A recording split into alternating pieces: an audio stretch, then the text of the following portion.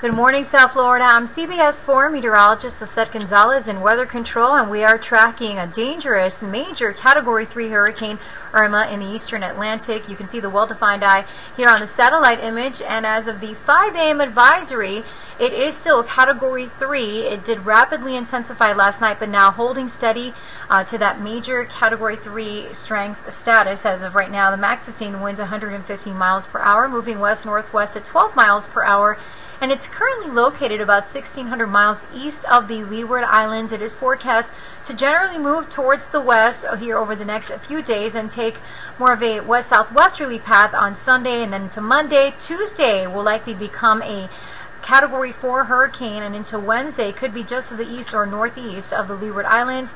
And that's what most of the models are in agreement with, really, that forecast track from the National Hurricane Center as we head into the middle of next week. Now thereafter, there's a lot of uncertainty as we are going to take a look at both the US GFS model, which is shaded in blue, and the European model shaded in yellow.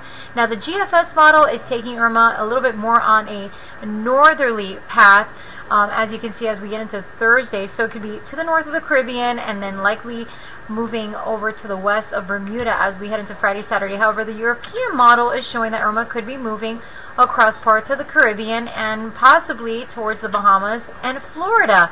So with these models spreading out here as we head into late next week and the weekend, again, there is a lot of uncertainty. It's still too soon to say.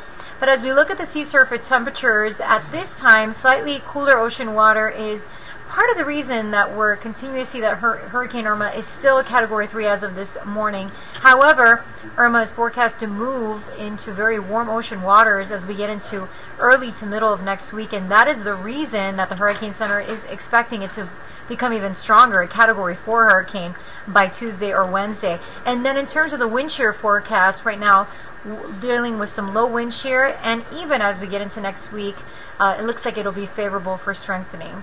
In the meantime, still a lot of moisture associated with Tropical Depression Harvey, which is expected to become a remnant low possibly later today. So still the potential for some more rain, flooding, severe weather here across Tennessee, Kentucky, and into the Ohio River Valley. Also keeping an eye on a wave out in the eastern Atlantic that does have a medium potential of development over the next 5 days. So it certainly is becoming very active in the tropics with Hurricane Irma and this wave. And of course, this is just a reminder that you want to have your plan and your supplies in place as we are in the peak of the hurricane season. Of course, stay tuned to CBS 4 and we'll have all your updates right here on CBSMiami.com.